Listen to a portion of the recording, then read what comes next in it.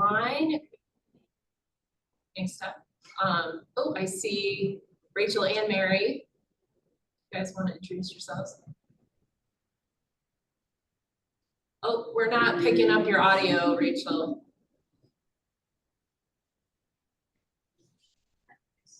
Okay. So.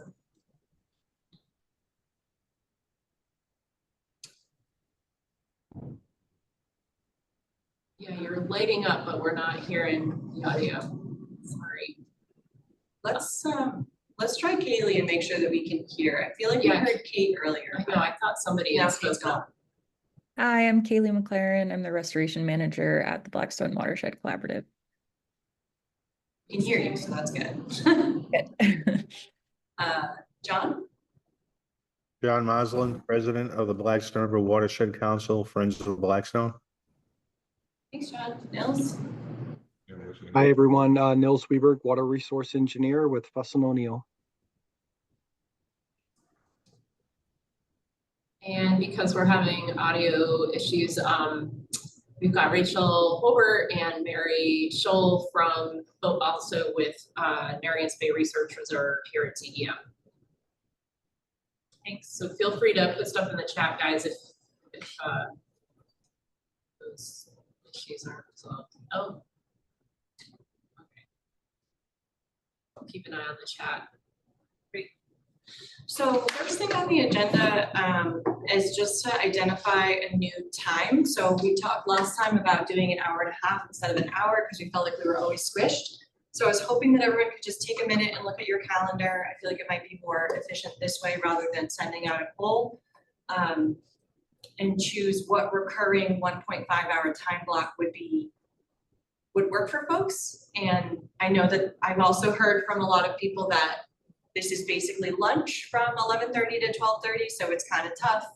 So if we want to do earlier in the day or later in the day, whatever it is, I would suggest not extending from 11:30 to 1 because that's really lunch, and we unfortunately just don't have the budget to buy folks lunch. So I guess first question is, do we want to stay on Thursdays? Okay. I like Thursday. I'm seeing a lot of nods. Would people prefer if we did kind of first thing, like a 9 to 10:30? Or would that be tough? It'll be, so I'm looking at Courtney's calendar right now because she's going to sit in while I'm out, and that'll be good for her. It would be tough for me coming back. Okay. But that's just 9:30. Good. 9:30 to 11. Yeah. Online. Any input from folks online? Rachel. Great, thanks, Rachel. Nils is all right. Yes. All right, sweet. John. I actually missed that. Can you repeat it? Sure. So we were thinking of, we talked about changing the meeting time. So if we stayed on Thursdays, but we did 9:30 to 11. So give ourselves an extra half an hour and outside of the lunch. 9:30 to 11 works great. John, would that work for you and or Bruce?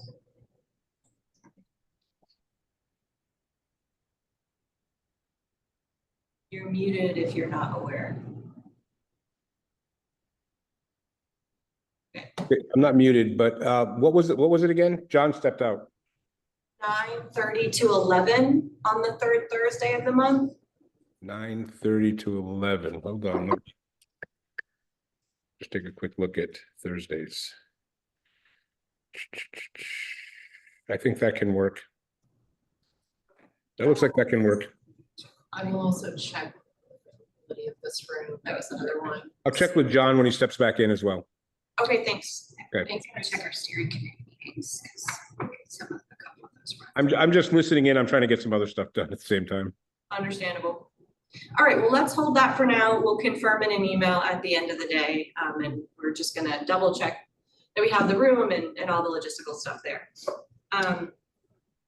Yeah, because that would interfere with the room also. Yeah, that makes sense. Yeah. I mean, I feel like we do interact now and we just cancel meetings of it for MVP steering committees because a lot of us don't.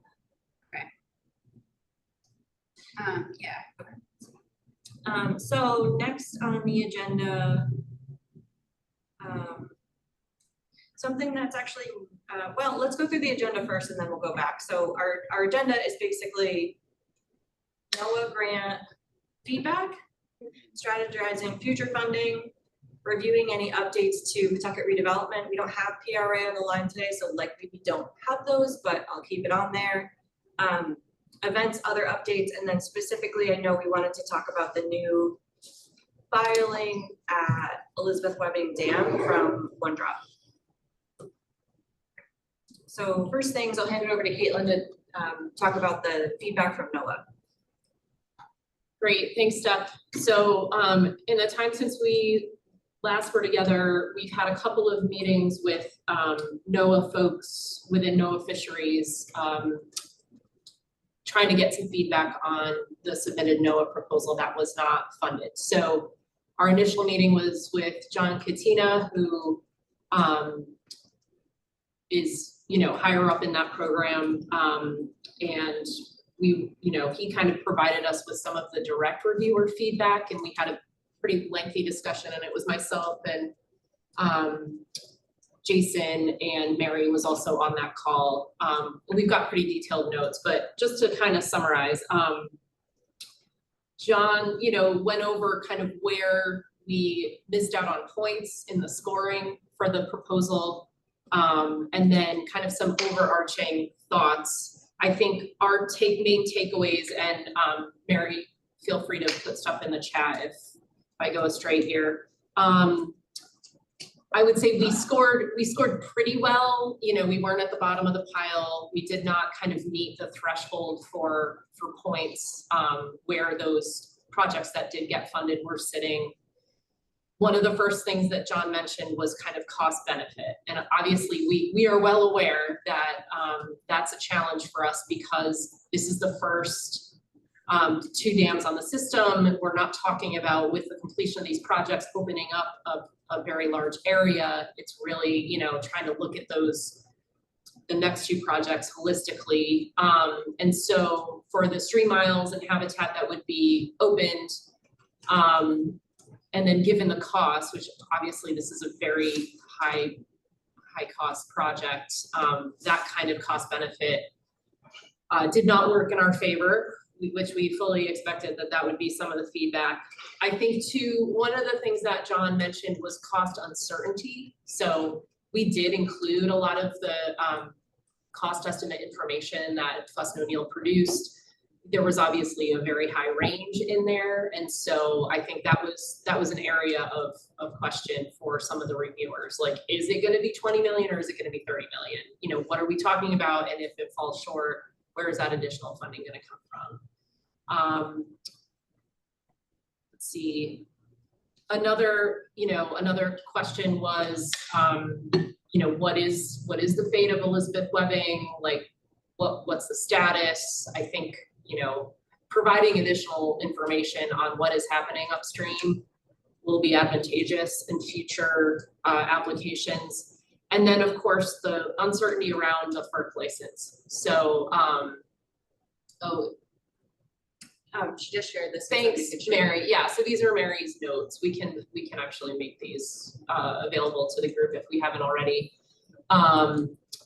So the FERC license, the presence of gravity hydro at the Main Street Dam, and it's really, again, it's this issue of uncertainty. So, you know, the reviewers not really being clear what the situation was, what the obligations of the hydro operation were, what the plans were for addressing the needs of the hydro operation, and like what the status was with the FERC license.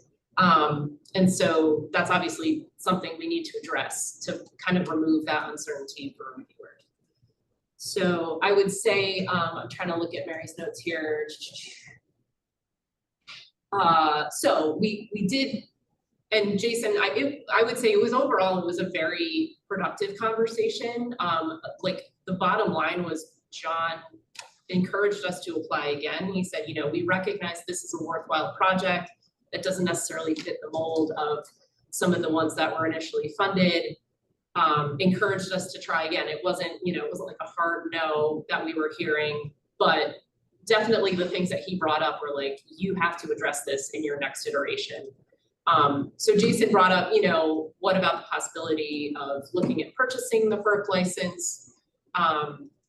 And John said, yes, that's been done in other projects. That would be an acceptable use of NOAA funding. And it would certainly address some of the uncertainty. His question was, you know, then could we have a conversation about dam removal? And Jason kind of explained the issue of, well, you know, even if we remove the hydro operation and the need for the dam, first of all, we're still gonna have to get around Slater Mill, and, you know, we do have a natural falls there that we are fairly certain is impeding passage anyway. So removing the dam may not even address the passability issue. And so just kind of communicated that to NOAA. But we've had, you know, subsequent conversations where we've all agreed that, you know, not having the FERC issue would allow us to kind of alter the design, would, you know, remove the danger of, you know, fish getting sucked up by the hydro operation. So there's many benefits aside from, you know, removal being an option on the table. So that's definitely something we've continued to discuss. And then, you know, Jason really did hammer home the point, like he spoke at length about, you know, that this is a unique project on a unique system, that it's in an environmental justice community and adjacent to environmental justice communities, and often those things are kind of in conflict with the metric of acres restored or river miles restored, and, you know, what's kind of NOAA's take on that. And, you know, I think there was understanding from John's side, you know, yes, we get that this is an urban system, that removal is not always an option. Let's see, and I guess, Mary, if there is anything that I'm missing here, that was like the NOAA higher ups. That was like the overall feedback and feedback from the reviewers. We then, let's see, oh yeah, time frame and securing passage on the other two dams to achieve max benefit. I think we definitely could have done a better job of laying out the broader context of the project and the entirety of phase one. So that's also something to think about. And there was a comment about section 106, concerns about Slater Mill and historic value. And so making sure, you know, a lot of this was just like, we just need more information. Like, you didn't provide enough information for reviewers to be comfortable saying, oh, we know what they're proposing here. So we will certainly, you know, work to address those things in the next proposal. Do you want me to keep going, Steph? I don't want to like take up too much time, but we did. Did they have any questions about the ownership of the parcels on which the fish passage will flow? Or? That did not come up in our conversation. Actually, that did not come up in our conversation with NOAA. No, that they were. I think these other issues were kind of front and center. But yeah, good point. I think we have a lot more detail we can provide on that front now as well. So I feel like that's probably a good overview. Does anyone have other questions? I mean, I can speak to, we also met with Jim Turek and David. Oh, right, I haven't heard about that too. So, I mean, I hate to like dominate you. We have technically 5 minutes on the agenda for it, so okay, we're not behind. Okay, so sorry to keep droning on, but the follow-up to that was meeting with Jim Turek and Danielle Perry, who if you haven't met them, I think they've been mentioned a lot in our meetings. So they are located in Narragansett, but they're with the NOAA Restoration Center, and they cover the New England region. Jim is, kind of on the verge of retirement. Danielle is, kind of his protege, set to take over for him. But Jim's an incredible resource, has been intimately involved in most of the fish passage projects that have gone forward in Rhode Island. I've worked with him for years. So just really valuable to kind of sit down with them to talk this out, especially having the feedback from NOAA Fisheries. And so it was a great conversation. I have notes from that too. We just met with them this week. So I will put those together in a similar document so that we can circulate them. Jim had many of the same thoughts. He wanted to emphasize to all of us that he is supportive of this project. You know, he said, I worked on this one for over 20 years. You know, we'd like to see it come to completion. You know, I think he had some of the same concerns. I think his feeling was the FERC issues need to be addressed first. He's like, there are many things we can say about this project that are positive, but with that kind of FERC issue looming over it, you just need to remove that uncertainty again. And so, again, something to think about. He gave us some great references of folks to contact about that issue. You know, possibly getting in touch with Melissa Grader before she retires. And, you know, I think he was like, I think she'd be willing to sit down with you and give some advice regardless. And then some folks at NOAA who have dealt specifically with projects that have involved a FERC license purchase. He also really emphasized that we need good legal help. And so we let him know that we were working through a contract with TNC with Water Power Law, and he said, that's great. You know, you need to take advantage of that relationship and have them, you know, do some of this research for you. But that you really can't move a project that involves a FERC license purchase forward without a lawyer. He also, there was a project in Connecticut, the Kenningtown Dam removal, which was like a $15 million project that involved a FERC license purchase. And so Jim was involved in that, and there was an attorney from, I believe, Vermont. He said, you know, if we wanted additional legal advice, he could put us in touch with that individual. Let's see. So, you know, he kind of flagged that as well as a big deal. But I think in general, his feeling was like, there is a story to tell here. You know, this would be such a benefit to underserved communities that is, and I think, you know, that's what we kind of tried to do in our initial proposal, but he said, absolutely want to be emphasizing that benefit. He said, I think a larger map with the watershed, the projects, and where the EJ communities are mapped by the federal government would go a long way to illustrate like where the project's happening and where those communities are and where the potential benefits will be realized. You know, I think he agreed that that's like one of the strongest things we have going for us. And so, let's see. We talked a lot about specific funding opportunities, which they're coming up. It sounds like the NOAA Fish Passage RFP will be released possibly in late October. That's going to be a $12 to $15 million funding source, and that's the one that we previously applied to. The $12 to $15 million is like, I think is the max per project, I think, yeah. So I think the amounts have come down a bit.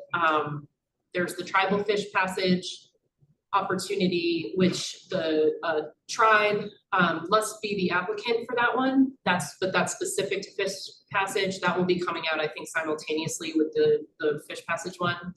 And then in December, January timeframe, the transformational habitat restoration opportunity, which is a larger, more general habitat restoration opportunity. And then Can you say that again? I'm sorry. Transformational habitat restoration. I maybe get it, the word transformational is in there. Is that it? And then that one has kind of a companion program, which is habitat restoration in for tribal and underserved communities. That one is the award amounts are lower, but that one, it focuses on capacity building and implementation.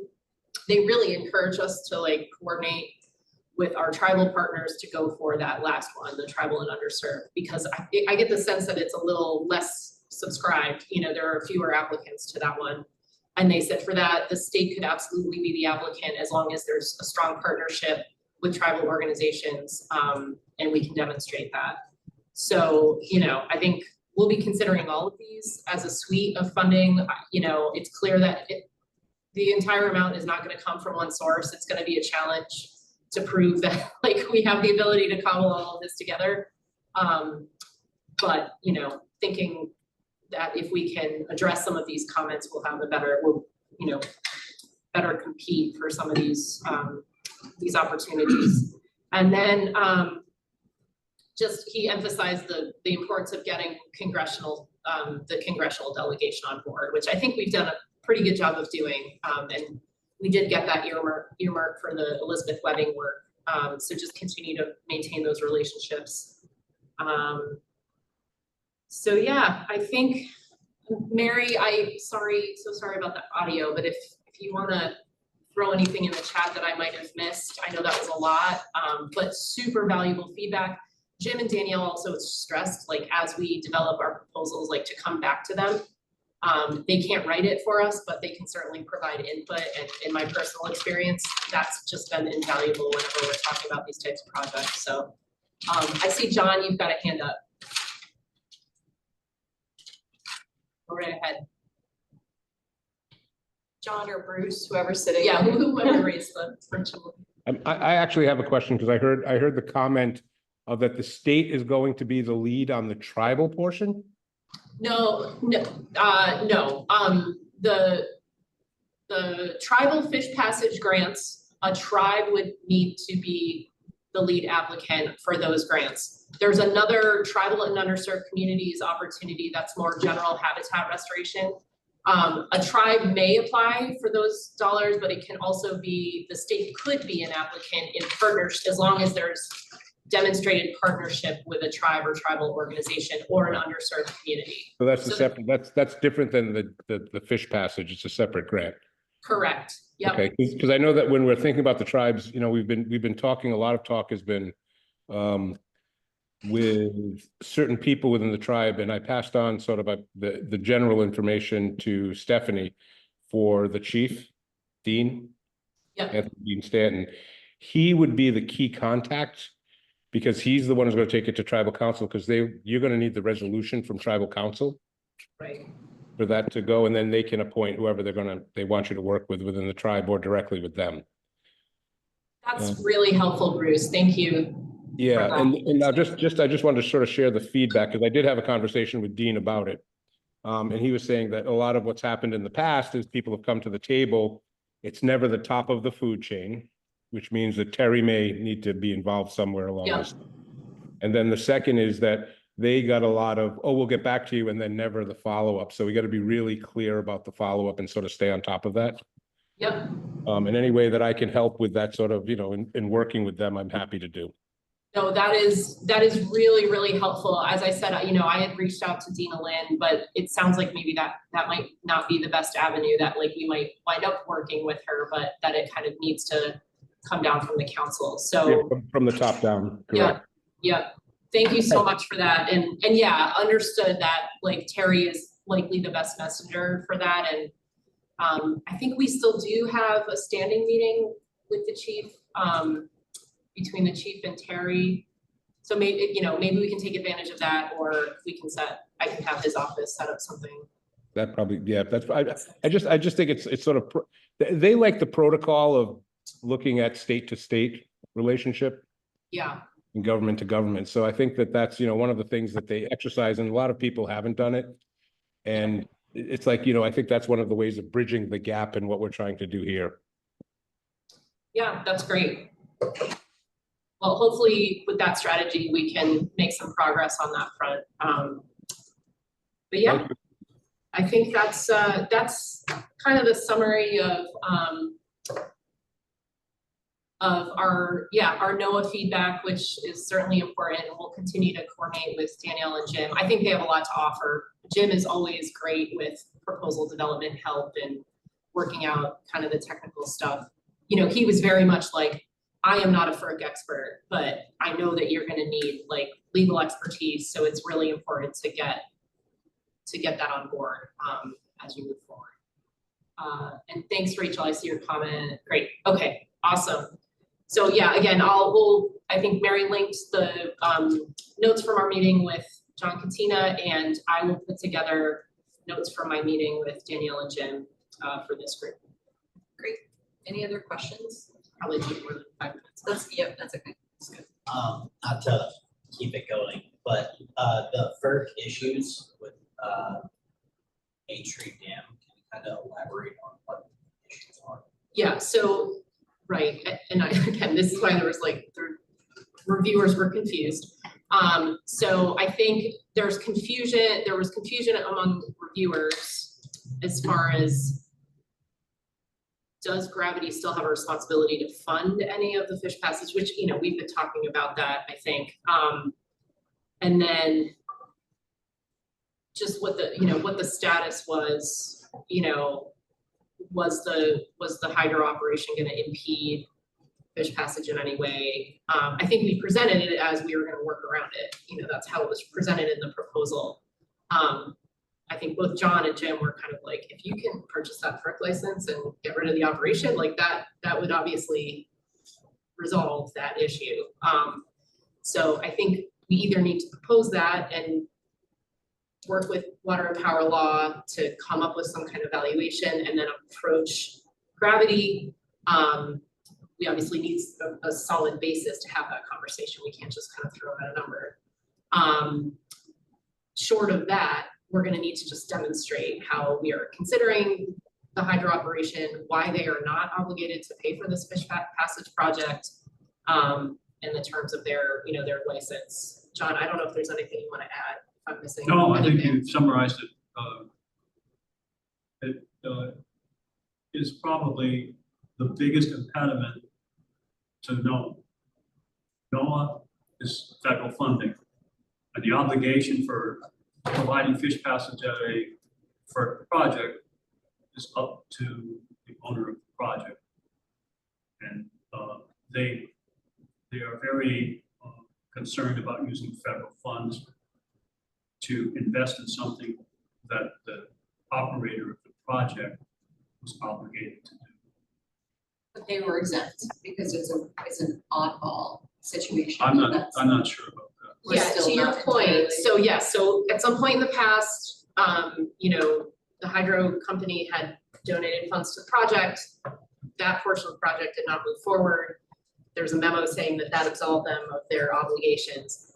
You know, it was my impression from our conversation with John that like all these things can be considered, They that it's not totally cut and dry, it's not, and you know, it's also like, we kind of made the point, it's a very small hydro operation, and this is we're talking about a $20 million project, so it's not really practicable. So I think short of like DEM purchases the license and the operation goes away, like we're just gonna have to make those arguments. But the combination of DEM legal and a consultant Yes. coming in to outline what needs to be done and then going forward is, I think, pathway forward. So to clarify, we do not definitively all agree and know that that hydro owner does not have responsibility of building fish passage. That's not clear. Can we prioritize absolute number one, Well- researching that? Because I thought that was done. I think that's, I think, so if, I'm gonna try to characterize this accurately, I'm probably gonna put my foot in my mouth. I think the situation is that like in DEM's eyes, the operator does not have an obligation because there was that, you know, Right, agreement right, with DEM. right. It's what the federal government, Okay. who might They fund us, would respect recognize. that. Okay, Right. okay. and that's where water and power law comes in. It works Yes. with DEM and looks back at what was done, what was agreed upon, and determines, well, wait a minute, that was for a specific project back then. It doesn't take away the agreement that dates back.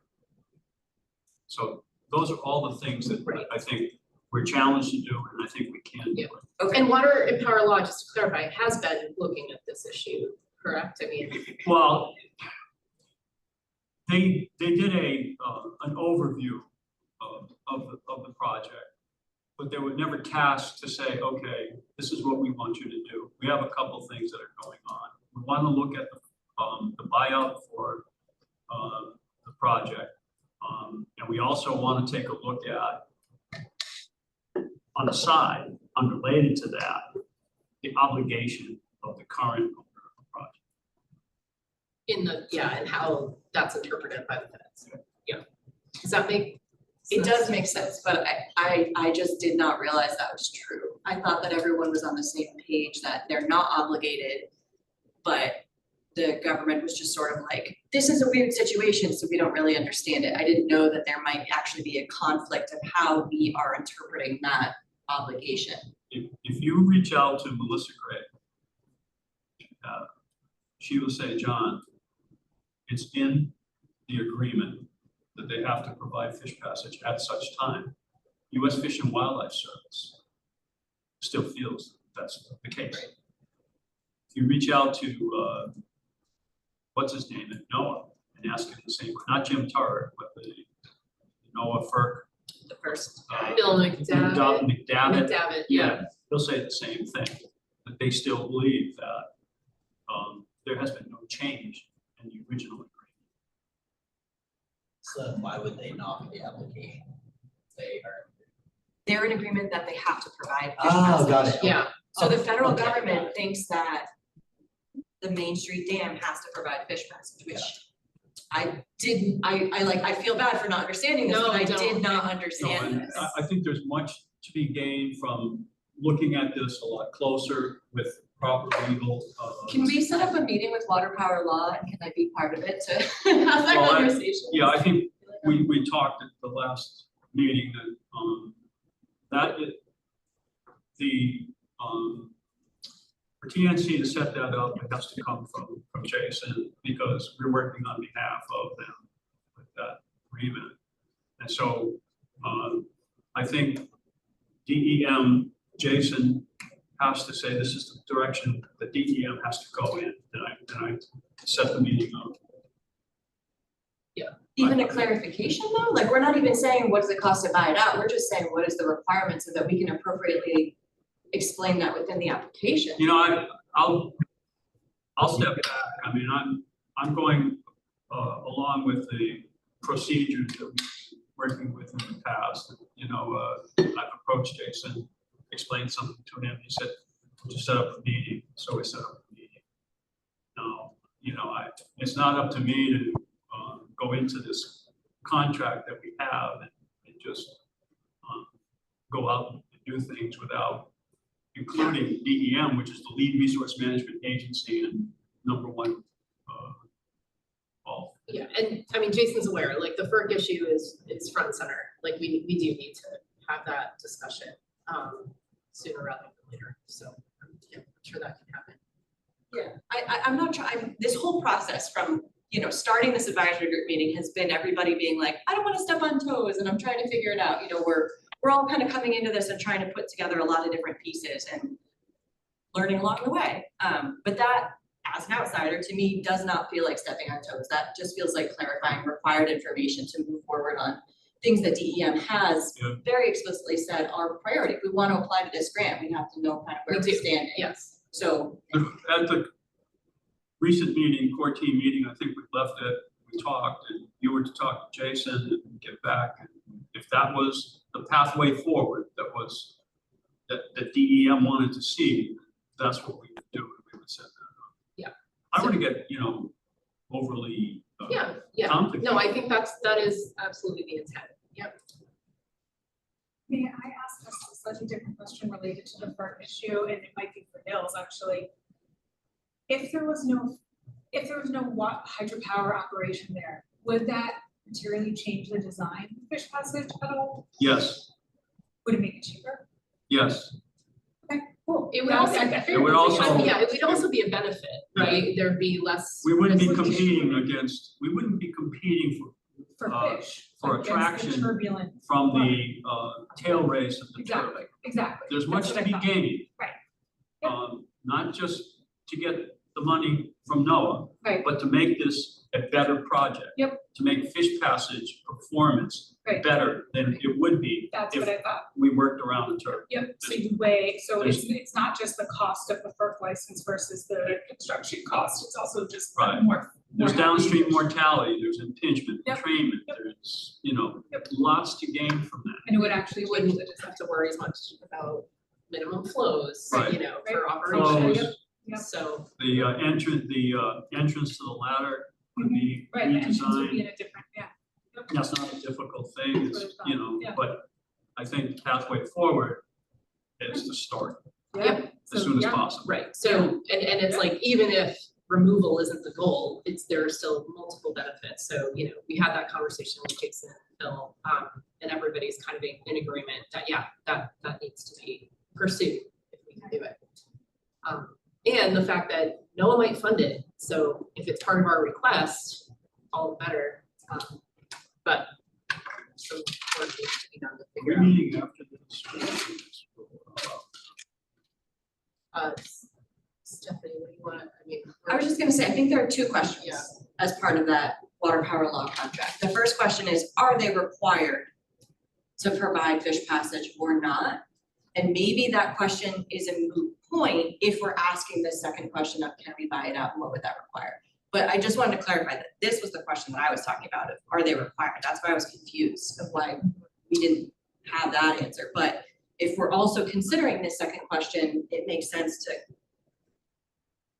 put them together, because I think the answer to this question of what does it cost will depend on whether they're required in their eyes, right? Yes. If we That's a good determine in point. some way, That's a really good. you are required to do this, then they'll be like, hold off, that's way too expensive. I may as well let you buy me out, versus, no, we disagree, we don't have to, I'm keeping my license. So I think we do have to, as I'm saying it out loud, sorry, No, have to answer both of those questions. Yep, no, it's an excellent point. So this is a super important point to discuss. We are also Could be its very own behind. hour and a half meeting. Yeah, our schedule, I just wanna give some more time to some of the other things that we can run through the less important ones too. So is there anything else specifically on that we just wanna throw out there right now? Okay. Just, Jason's been at a conference this week, so that's why there hasn't been movement, but certainly like as soon as he gets back, like, we I'm will. sorry to be so agitated. No, I did not know this, and I feel like I keep learning things, which is a process. So you mentioned really quickly and kind of glossed over the fact that DEM nothing's official until it's signed, but is receiving this $2 million earmark for construction at Elizabeth Webbing. You just mentioned that. Well, we're in the latter stages of it being approved, so we did receive a memo with what was going through as far as like the earmarks that will be. So it's not done yet, So but we think it's continuing. it's left Senator Reed's desk. Yes. Okay. And it's on the list, there are about, It's on the I think list. there are like 6 from DEM, and that's on the list. And then it has to be approved Correct. at a higher level before it goes Yeah. to NOAA. I think we talked about this, but do we know really what that earmark is for, what part of the work it's for? Construction. Specifically for Elizabeth.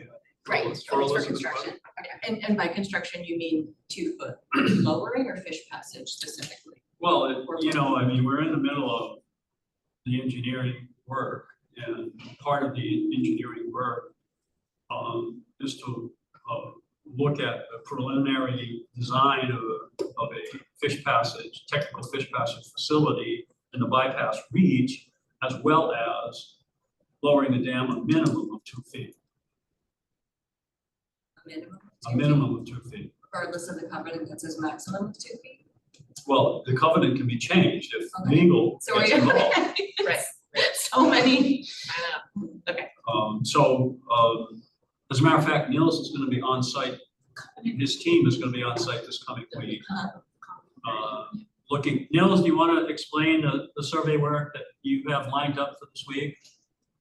Yeah, we actually, because our geomorphologist has to travel from Maine, and he was going to combine that with Potter Hill, we're going to target the week of the 2nd. It doesn't look like we're going to get any rain in the next, significant rain anyway, in the next week.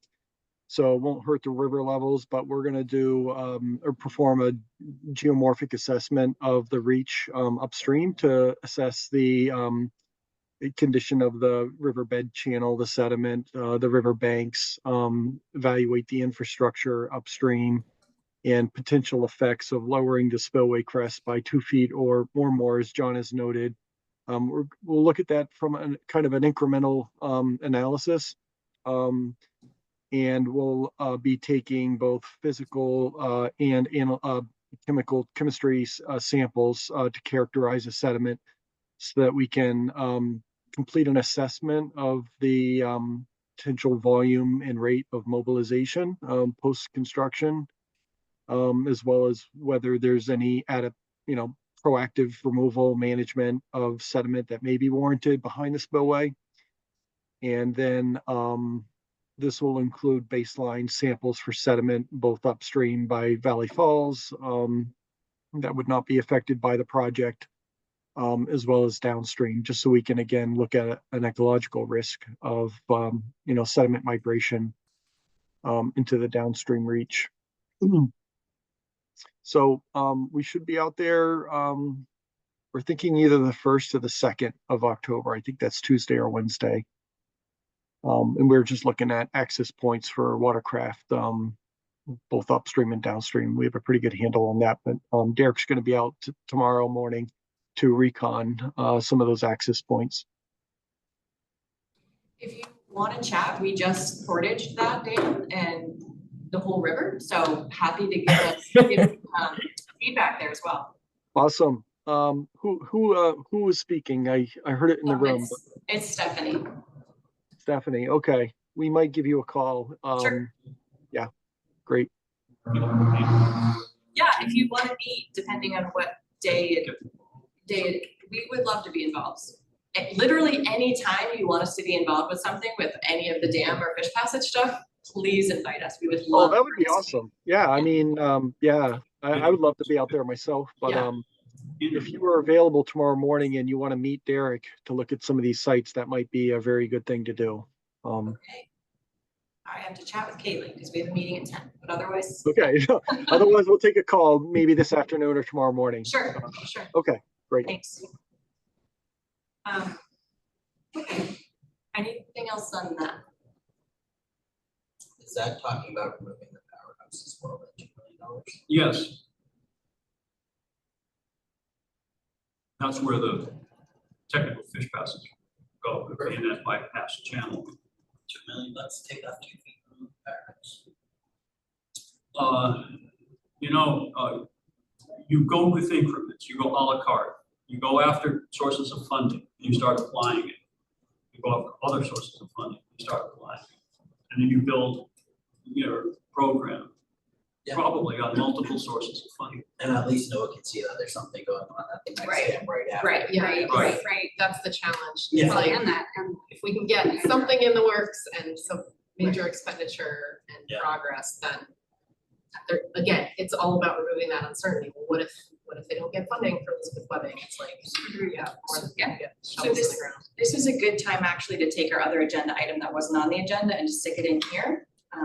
Next on the list was the Pawtucket easement, and I think we don't have a lot of updates there. I have a lot of questions. But if we want to talk about Elizabeth Webbing for another minute here. So yeah, it's very exciting to think that we have this funding and that something's moving forward for construction here to specifically remove that powerhouse and lower the dam, because there was just another filing from One Drop Hydro around Elizabeth Webbing, and one of the comments at the end, it looked at potential fish passage designs, and DEM had a comment, well, what about 2 feet being taken off? You haven't considered this in your proposal, and their answer was basically, we didn't consider it because we're not doing it. There's 2 ways where they won't do that. They won't do it. Well, we can remove 2 feet. Yep. And they can come in with a license application.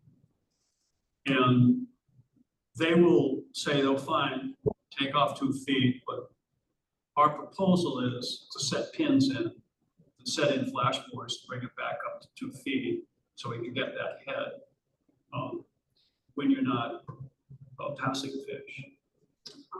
So you have to be careful. I mean, they're pretty slippery about this whole thing, okay?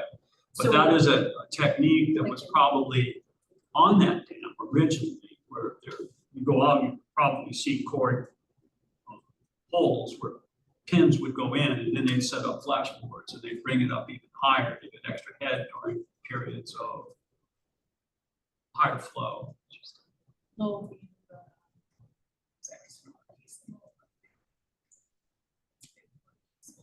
Can you just speak up? Lowell, that was a big court case in Lowell a couple of years ago. I don't know the name of the dam, but in Merrimack, where anyway, the federal government didn't want a certain kind of technology to raise the head, but they lost that case. But in any case, because I think this isn't relevant for this, but the Park Service wanted the historic boards, and the energy company is using some kind of inflatable technology, I believe. So not quite relevant, but anyway, it's a very common practice, which John is describing. So even if DEM did take 2 feet off, then the hydro proposal could say, They would say, no, we can still add it well, back on yeah, as needed. yeah, our project will still be viable, we'll still get the 0.5 megs, because this is how we're address that around Fish Passage. But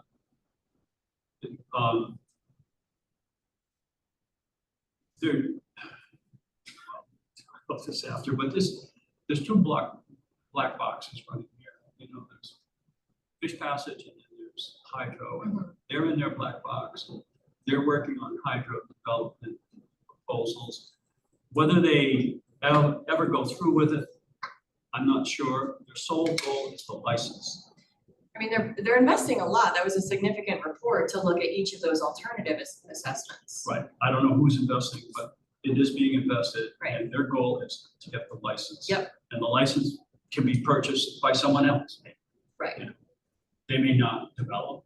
Maybe they turn that license over to someone else. But once that license is received, if it is received, that gives them the authority to manage that dam regardless of the owner's personal thoughts. Right, but As DEM. but they will have to will be in dispute over the bypass channel. Who gets to use the bypass channel, whether it's used for hydro or whether it's used for fish passage. But I think once this funding comes in from NOAA and we start moving it ahead, you know, I think the issue is FERC and how they are going to view this, because they can approve or deny. One of the big aspects of this is it's very difficult to approve a hydro project on an existing public park, which is what is going to be built there. That takes hydro off the table. And so, you know, that's another one of the goals of this is to develop an overlay and a plan for the public park that's going to be there for portage or viewing, or just as part of the walkway that is going to be developed by the citizens. So that's another issue that has to be thrown out there and demonstrated and publicized that this, and I don't know how DEM classifies that or designates it as a public park, but somewhere, you know, they have to look up and say, oh, there's a public park down here in Elizabeth Coven. That's pretty, let's go look at that. Right now, I don't think it is registered in there. It's registered as DEM land. It shows up, but it has to be converted into a public park. That has in the past taken hydro off the table. Except at the Ashton Dam, just upriver. Is the bike right? Yeah, there's a bikeway, and there's Blackstone River State Park. I mean, it's not, you know, landscaped in the same way that I think this is going to be. It's my understanding this is going to be much more formal as a park. But I mean, the license hasn't been approved yet, but you know, it's being very aggressively pursued by a different company. Well, again, this information comes from Water and Power Law, and they researched this. Okay. Well, They that's brought right this to here. our attention. Yeah. And that's why we got on that and said, Okay. okay, you know, this is, we have 2 spaces Yeah. to park. Yeah. Scenic overlook. Yeah. Portage. Right. So, I mean, that's all part of it. Right. And what I brought up is a separate situation, because in that situation, the hydropower company has acquired that dam already and now is seeking rights of way Okay. on Department of Transportation land and various DEM and DOT land. And it, I did perused the 300-page application document. I mean, they do acknowledge that they'd be on the hook for fish passage and that they would pay for it, so they kind of gloss over these issues of ownership and like the potential lowering, obviously, It's all about telling FERC what FERC was. Yeah. It's all about, that was for FERC. Right. Is there any worry about pushback of $2 million federal dollars going against hydropower? This person's in I mean, I'm not aware of any I don't know how they, pushback from her. I mean, that's public perception, Maybe that's a great Erin question. and that can be worked on.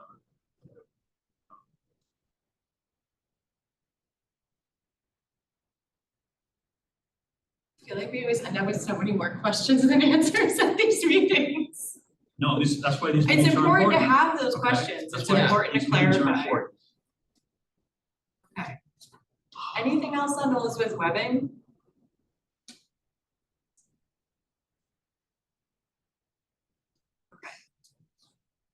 Any updates on Pawtucket? Has anyone heard the view shed easement was supposed to be recorded? Last time we talked, they said by September 15th. Have you guys heard anything about it? No, it is not reported, and my theory, my personal theory, is that they are waiting to finalize it until they figure out what proposals will be selected for those sites. That is just my personal theory. They are reviewing proposals, development proposals right now, Closed on Tuesday. something like that, like the 9th. Yeah. Or maybe the 15th. 15th. It was 15. So they mentioned, Mike had mentioned that Oh, that's why they gave the date of DEM was going to request an executive session meeting with PRA to discuss those proposals and how their idea of what they're unofficially potentially choosing would match with fish passage. So do we have a date of that? Sorry. So we, Mike Cassidy had said DEM should reach out to PRA after the 15th. So, in the past couple days, basically. And, it wouldn't be tomorrow anyway. I'm not trying to rush you. But to schedule an executive session to discuss the submitted proposals and how fish passage fits into what their view is of what they might be choosing. So, We don't have anything on the calendar yet. But we will. yeah, so I think that was the follow-up to that. Yeah. So maybe it's after that too that they're thinking about, which is a little goofy though, because there's two different potential easements here, right? There's the view shed easement and then there's the fish passage easement, but. Well, there's a third easement. Oh. Which is the National Park Service is currently actively talking to them about an access easement for maintenance of the dam. And those talks are going well. We are talking. And so our solicitor and our realty specialist are back in. We are putting together a request for an access easement. We are currently talking to our in-house dam safety officer about how big an area we need for all future maintenance needs of the dam, because that can be pretty large. But we don't anticipate it would be the entire lot. And that is, because you can need some very heavy equipment, and sometimes it needs to be stationed up above and then crane below. We are potentially speaking with them about this next month sometime. Okay. Session. So that was a discussion that was referenced in that letter that Mike had brought to look. Oh, Yeah, okay, so that's ongoing, Yes. scheduled for, okay, that's helpful, thanks. Yeah, I did not understand there was a third easement, so Sorry, that's the helpful. view shed easement is with the Old Slater Mill Association. Right. And that is very, that does not involve us, it's very hush hush, or it is very between them. Yep. Yeah. Okay. Okay, great. We would like to know what it, like, very much like to know what it's like. Yeah. And I know Mike in the world, in the future, when he looks at these notes or recording, we did have the question the last meeting that he mentioned.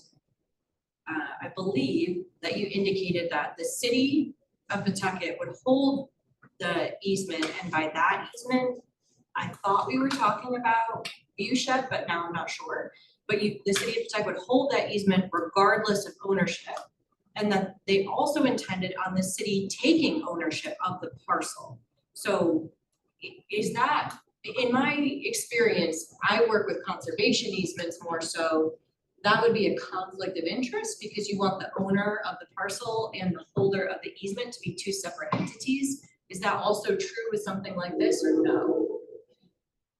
Sorry, I gotta think. They intend for that parcel in question that we're all talking about to eventually transfer ownership to the city of Pawtucket. And they also Right, indicated yes. that the city would hold the easement regardless of ownership. I don't know if we need to honor. Instead of honor the easement. And transfer to the redevelopment agency.